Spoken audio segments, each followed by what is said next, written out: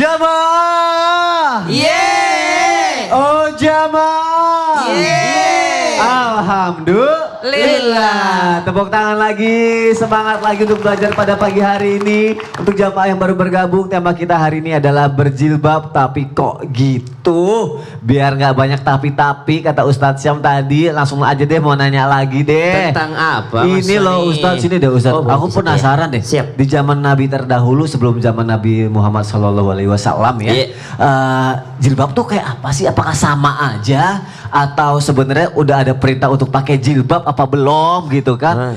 Suratnya deh biar yakin ada nggak di ayat Al-Quran apa gitu? Boleh dong. Ada nggak? Dibuka surah Al-A'raf ayat 26. Al-A'raf ayat 26. Aku mohon penjelasannya Ustadz Syam ya. Silakan Ustadz. Bismillahirrahmanirrahim.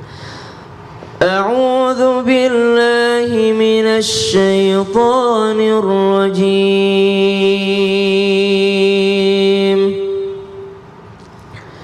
Bismillahirrahmanirrahim. Ya bani Adam qad anzalna 'alaikum libasan yuwari sawatikum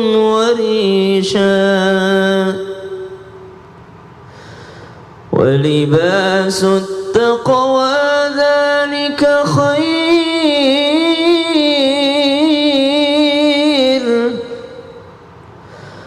ولباس التقوى ذلك خير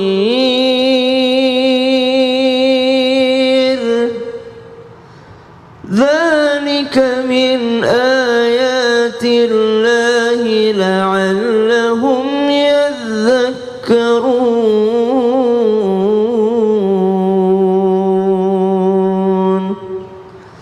Allahumma arhamna bil Quran. Sadaqallahul azim. Surah Al-A'raf ayat 26. Ya bani Adam, wahai anak cucu Adam. Ibu-ibu, kalau dibilang anak cucu Adam berarti kita semua anak cucu Adam semuanya, mulai daripada anak Nabi Adam sampai hari ini semuanya adalah anak cucu Adam. Qad anzalna 'alaikum libasa. Sungguh kami telah menurunkan bagi kalian pakaian. Dan sungguh manusia itu adalah makhluk dua dimensi. Jadi ada dua dimensi ini manusia ini. Ada dimensi jasadnya, ada ruhnya. Jasadnya dengan pakaian ini yang menutup aurat.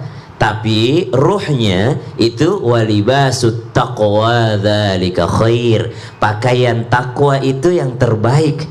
Apa pakaian takwa? Pakaian ketika kita jalan dengan pakaian takwa, kita tidak merendahkan orang lain. Pakaian takwa namanya itu.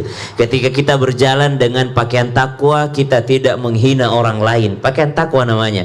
Ketika seseorang berjalan dengan pakaian takwa, dia tidak merasa lebih baik daripada orang lain. Ketika seseorang berjalan dengan pakaian takwa, jasadnya menutup aurat, tapi ruhnya dipakaikan pakaian takwa sehingga dia tidak merasa lebih baik daripada orang lain. Dia berjalan dengan pakaian takwa sehingga setiap langkahnya takut kepada Allah Subhanahu wa taala, supaya apa yang dia jalani itu adalah semuanya adalah jalan yang diridhoi oleh Allah Subhanahu wa taala. Karena ada juga orang sibuk memperbaiki pakaian jasadnya tapi lupa untuk mengenakan pakaian ruhnya. Dzalika khairul lakum, itu adalah sesuatu yang baik bagi kalian. Dzalika min ayatillahi la'allahum yadhakkarun, dan itulah daripada ayat-ayat Allah, daripada peringatan-peringatan Allah, tanda-tanda kekuasaan Allah. Mudah-mudahan mereka ingat kepada Allah Subhanahu wa taala. Pertanyaannya, kan disebut ayatnya wahai anak cucu Adam. Berarti sebelum Nabi Muhammad sallallahu alaihi wasallam diutus, itu sebelumnya mereka sudah mengenakan hijab dong. Mereka sudah menutup aurat dong. Subhanallah. Bahkan ketika di dalam surga Ibunda Hawa dikeluarkan dari surga, Nabi Adam alaihissalam dikeluarkan daripada surga sebagai bentuk skenarionya Allah Subhanahu wa taala. Mereka dalam keadaan terbuka pakaiannya, terbuka auratnya, lalu Allah kirimkan pakaian terhadapnya melalui daun-daunan yang ada di surga, dari pohon-pohon surga. Subhanallah. Kemudian dikatakan dari zaman Nabi Ibrahim alaihissalam sudah menutup aurat, sudah mengenakan hijab. Kemudian dikatakan bahkan di zaman jahiliyah, wanita-wanita merdeka itu menutup dirinya, menutup pakaiannya, menutup daripada kepalanya dan wajahnya dengan menggunakan cadar dan menggunakan kerudung. Jadi wanita zaman jahiliyah saja sudah mengenakan kerudung. Tapi pada saat itu untuk menandakan mana budak, mana wanita merdeka, mana wanita yang mulia. Yang wanita mulia itu yang nutup wajahnya, ya nutup daripada kepalanya, itu wanita mulia. Tapi mereka yang wanita biasa terbuka. Subhanallah. Jadi semakin dia tertutup menandakan dia semakin mulia. Zaman jahiliyah, subhanallah.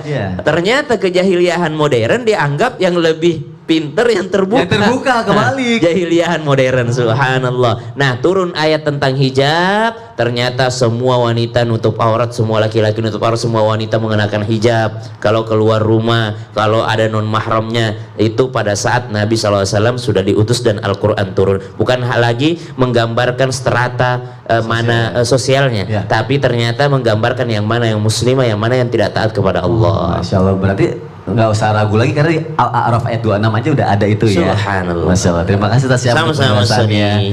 Bisa jadi jilbab adalah kehormatan bagi perempuan ya, tapi kehormatan lagi-lagi bukan hanya di pakaian tapi dari hati juga, seperti yang Ustadz Syam tadi jelaskan ya. Sekarang aku mau bacain lagi pertanyaan yang udah masuk ke media sosial Islam Dulu Indah. Yuk masuk lagi ke segmen Tanya Dong Ustadz. Kami semua tanya dong Ustadz. Ada pertanyaan dari Instagram hamba Allah nih. Assalamualaikum Ustadz Maulana. Langsung Ustadz Maulana katanya. Apakah benar selama anak wanita belum berhijab atau berjilbab kali ya, tapi masih pakai baju yang ketat, maka dosanya akan ditanggung oleh bapak ibunya walaupun bapak ibunya telah wafat? Bener nggak tuh Ustadz Maulana? Iya, aku takut. Buat semuanya, dengarkan baik-baik kepada anak-anak, ketahuilah ketika engkau melangkahkan kakimu lantas tidak berhijab, tidak menutup aurat, maka seakan-akan engkau mengajak ayahmu, orang tuamu melangkah menuju ke neraka. Nauzubillah summa nauzubillah. Ya Allah ya Rabb, kenapa bisa? Kenapa bisa?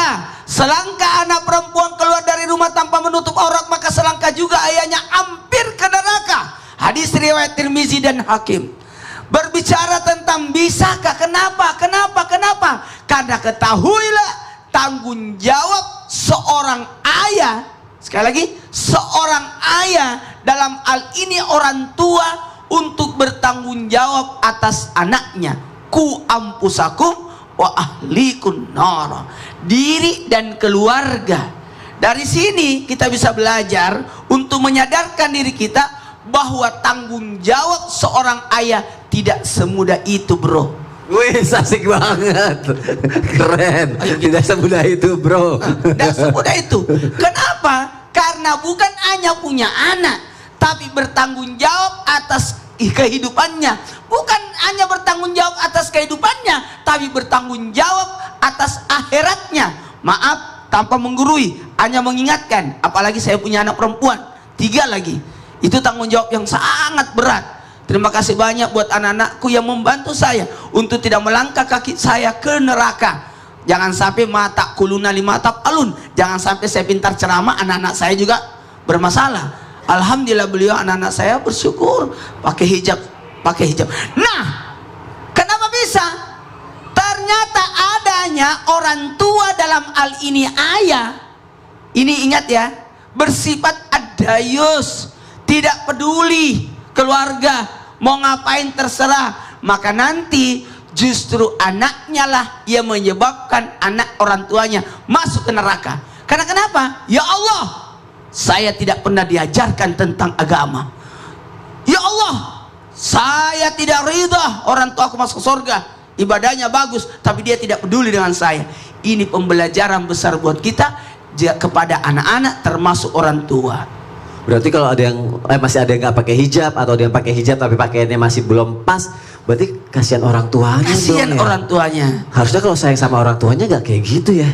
Ulangi kata-kata itu. Harusnya kalau sayang sama orang tuanya nggak akan kayak gitu ya. Itu yang terbaik. Terima kasih Ustaz Maulana untuk penjelasannya. Tepuk tangan dong untuk guru-guru kita. Masya Allah, tabarakallah. Tadi ada pertanyaan bagus. Aku lupa tadi. Ibu nanya apa Bu? Boleh sekali lagi nggak Bu? Izin Bu. Dari ayo dong Bu, please Bu, kasih tahu Bu. Udah ngambek dia. Iya. Aku tanya. Ayo please, ayo Bu, berdiri sekali lagi. Tadi pertanyaannya apa Bu? Ahlak-ahlak Ya apa udah, tuh? ngambek. Jangan dong Bu. Tadi bagus banget, mau dijawab nih sekarang. Apa Bu tadi Bu pertanyaannya Bu? Assalamualaikum warahmatullahi wabarakatuh. Waalaikumsalam warahmatullahi wabarakatuh. Perkenalkan, nama saya Ibu Martini dari Majelis Taklim Darul Mutakin Sucinanaja Garut. Mau tanya dong Ustadz. Apa? Semakin kenal orang sampai Ibu udah 2 kali perkenalan soalnya. Bu, apa Bu? Apa ada hubungannya berhijab dengan akhlak? Apakah berhijab itu harus baik dulu akhlaknya? Nah, itu dia. Terima kasih ya. Tepuk tangan dong dari Garut. Masya Allah. Ustazah, ada hubungannya nggak hijab sama akhlak? Aku penasaran banget. Jamaah juga pasti ini penasaran banyak banget yang ngomong kayak begini nih. Pokoknya nggak usah pakai kita bahas. Harus baik dulu nggak akhlaknya atau gimana? Iya, Silakan, baik. Terima kasih Kak Sony izin Ustadz Maulana, Ustadz Syam. Bismillah. Walhamdulillah wassalatu wassalamu ala rasulillah. Jamaah. Oh jamaah.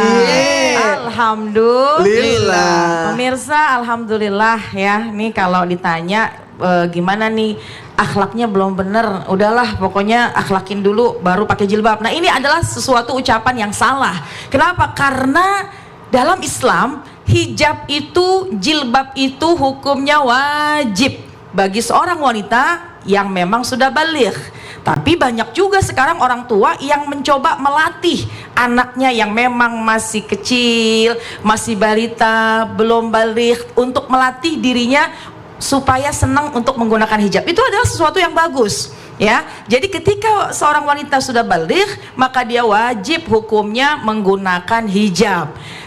Terkait hijab dengan akhlak, ini sesungguhnya ada kaitannya. Pertama, seseorang ketika sudah menggunakan hijab, meskipun mungkin dia merasa belum baik, mungkin ketika agamanya juga masih minim, tapi tetap kewajiban itu ada. Insya Allah jilbab yang dia gunakan, hijab yang dia pergunakan, ketika dia pakai niatnya ikhlas lillahi ta'ala, maka hijab itu bisa menjadi rem. Hijab itu, jilbab itu bisa menjadi tahanan, bisa menjadi benteng bahwa apa yang dia lakukan maka insya Allah tidak keluar dari syariat. Bu, jamaah, kalau sekiranya kita sudah menggunakan hijab, kan kalau bicara juga pasti kita tata dengan baik. Kalau sekiranya kita sudah menggunakan hijab, pasti kita bersikapnya juga dengan baik. Inilah yang dimaksud hijab ini bisa menjadi benteng bagi seorang wanita.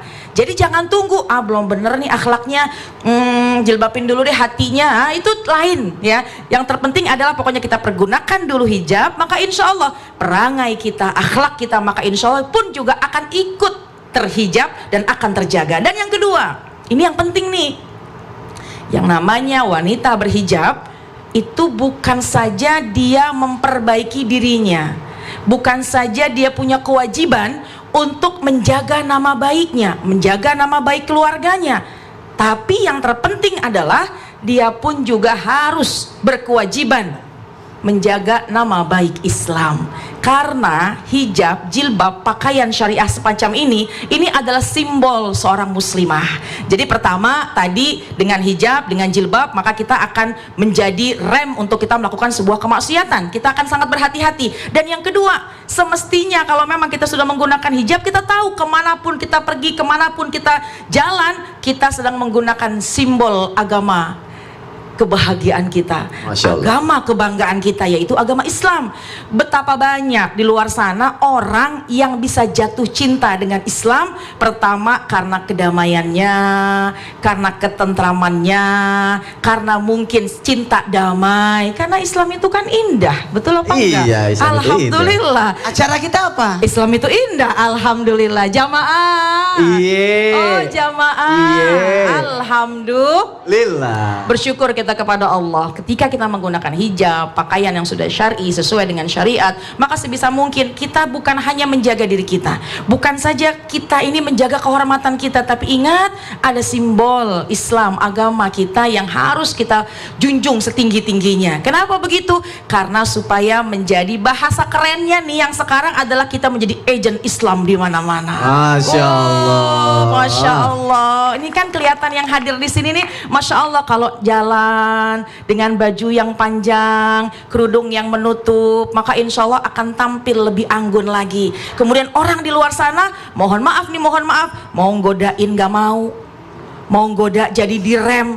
Nah itu loh, diantaranya keuntungan secara langsung yang bisa kita dapati, tapi tanpa disadari kita berjalan membawa agama Islam. Oleh karena itu pentingnya kita menjaga diri kita. Insya Allah pakaian yang kita gunakan ini bisa menjadi pengingat kita. Jamaah, jamaah, Alhamdulillah, mau pakai brosnya di sini boleh, mau pakai brosnya di sini boleh, mau pakai brosnya muter ke sini boleh, tambah di sini boleh, atau baju bros semua juga boleh. Iya, jalan miring juga boleh. Yang terpenting adalah yuk kita banggakan diri kita sebagai muslimah, apalagi kita menjalankan Islam ini, menjalankan agama ini dengan simbol yang insya Allah bisa menjaga diri kita. Amin ya rabbal alamin. Amin. Agent apa? Agent Islam. Agent Islam. Masya Allah. Jadi membawa nama baik Islam ya. Dan sejatinya perempuan adalah makhluk mulia. Jadi tunjukkan kemuliaan kalian. Masya Allah, tabarakallah. Ada pertanyaan lagi nih dari Instagram @azizafadilah. Assalamualaikum Ustazah. Apakah benar di depan mertua dan saudara ipar kita tetap harus memakai jilbab atau hijab? Kebetulan saya satu rumah sama mertua dan ipar, jadi ribet kalau bolak-balik buka jilbab. Jadi saya suka nggak pakai di depan mereka. Jadi gimana nih kira-kira batasan-batasan kita memakai hijab di depan siapa aja? Akan dijawab oleh guru kita setelah yang satu ini. Tetapi Islam itu indah. Jamaah, oh jamaah. Alhamdulillah.